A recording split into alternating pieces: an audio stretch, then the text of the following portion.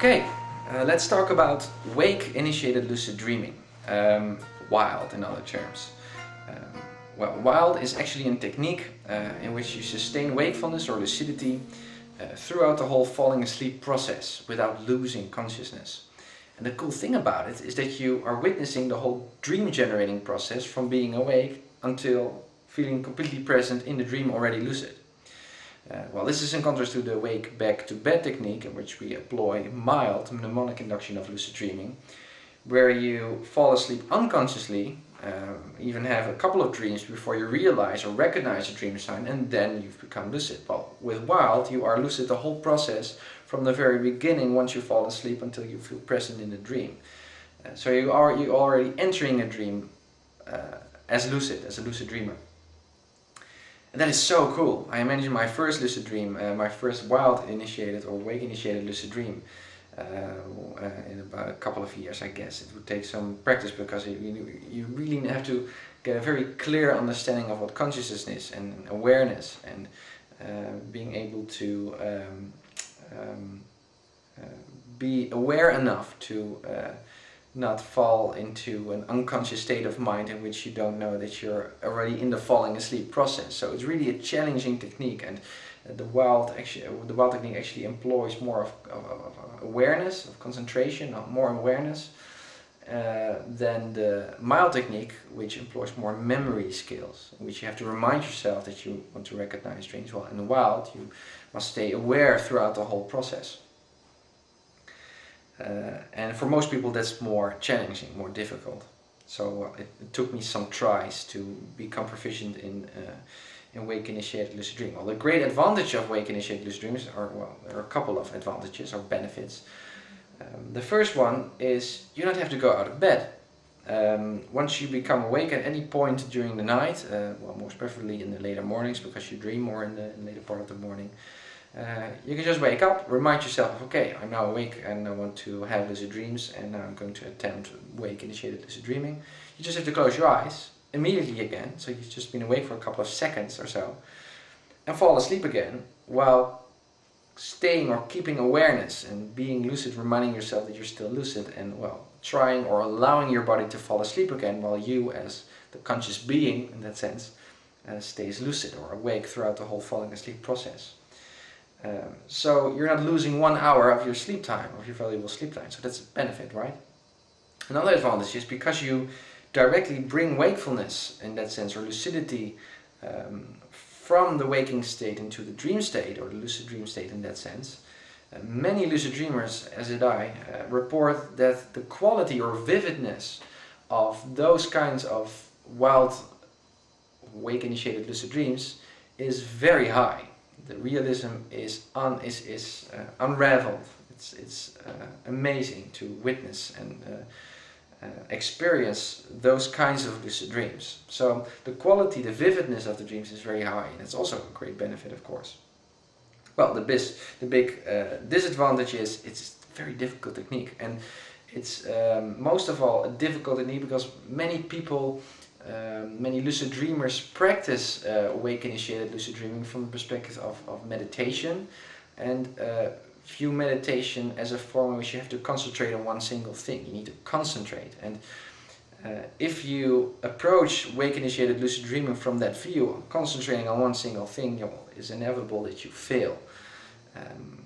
Because of the very nature of the dream generating process, which is not stable, it is very unstable, it's very chaotic. Therefore, concentration is a very hard thing, or a mission impossible. It's impossible to do, because from the very nature of dreaming, well, something that you concentrate on will disappear in a few seconds. Sound, random emotion, random thought. So instead, approaching wake-initiated lucid dreaming from the perspective of meditation, which is founded upon not concentration but on awareness, on being conscious and allowing yourself to be distracted but being conscious of the distraction itself, really increases or enhances your effectivity in enjoying wake-initiated lucid dreaming. And it's it's not that difficult anymore, because you're not have to employ this kind of effort where you have to keep concentrated on one single thing. It's just noticing that the process is started. And the difficult thing, it's more subtle in that sense, and it's difficult to feel out how active or passive you must be in the whole process. That's really the core challenge or difficulty when trying to attain awake initiated lucid dreams, is to on some level feel dissociated with the dream process. And really, as a lucid dreamer, once you're laying in bed and you're closing your eyes again to induce a wake initiated lucid dream, to allow your body and even allowing your brain to fall asleep. Not allowing yourself to fall asleep, but allowing your body. And you don't have to exercise any effort to fall asleep consciously. You're just patiently observing how your body is going to take you off into the dream world. And it takes some kind of a patient, more, it's not really passive, it's kind of an active passive attitude in that sense, because you're actively reminding yourself that you're still lucid, but you're not exercising any effort of supporting or increasing or improving the dream generating process. That's something that your brain does and your body does. So that's a difficult state to get a feel of, and well, I'm trying to explain how it should feel and what you should look out for. Well, one of the things is, as I just mentioned, about you wake up in the morning, you wake several times. These are called micro awakenings. We all wake up every time we end each sleep cycle. This at the end of each REM sleep cycle, we just naturally become awake. We don't know why, but that happens. Well, we wake up a lot more times throughout the night without remembering or recalling that we do. So once you become awake, become alert of being awake throughout the night, you just wake up and, well, you reload this intention of, well, I want to induce a wake initiated lucid dream. And there are a couple of things you need to do. First one, do not move. Again, it's the same as the dream recalling process as I instructed in the previous YouTube series. Maintain the same sleep posture in which you wake up from. Do not move any muscle groups or so. It really interferes with the dream process. So keep lying completely still. Shutting your eyes again, of course. Then comes that meditative state, becoming aware of the sleepiness of the state of your body and your mind, of still feeling very asleep in that sense. So cherishing that, loving that, enjoying how you are witnessing that sleep. That's the third thing that you need to do.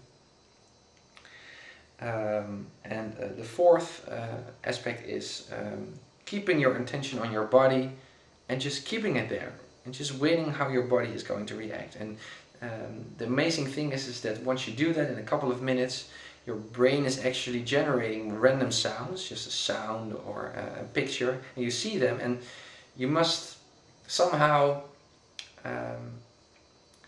face those kinds of sensory input, sensory hallucinations in that sense, imaginary hallucinations, in a more role-playing way, in which you already pretend that it's already a dream that is building up. So it's kind of you want to be involved in the whole process, not only observing on the front line and just, well, reminding yourself this is only a dream, this is only a dream. No, you want to be involved, but while you're involved, pretending that, well, and I think that pretending is a good phrase for that. It's like being involved in this whole dream process while pretending to already be lucid in that sense. And in that way you, on the one hand, keep involved in the process, and on the one hand, stay lucid. So that's a very good thing to do.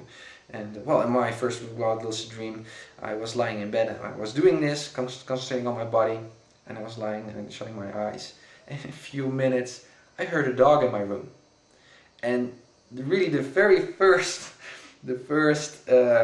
realization or the first reaction that is coming up is opening up your eyes and watching and really seeing if there's really a dog. So you really, from the start, I must recognize that every sensory experience is something imaginary, which is part of the lucidity process of falling asleep consciously. But it's really amazing to witness how real that already is, and it's kind of a twilight zone in which your sensory or internal sensory experience or generator is actually merging with the external one, and you're especially in the first attempts, a little bit confused or prone to be confused in thinking that something that you hear is really present in your bedroom.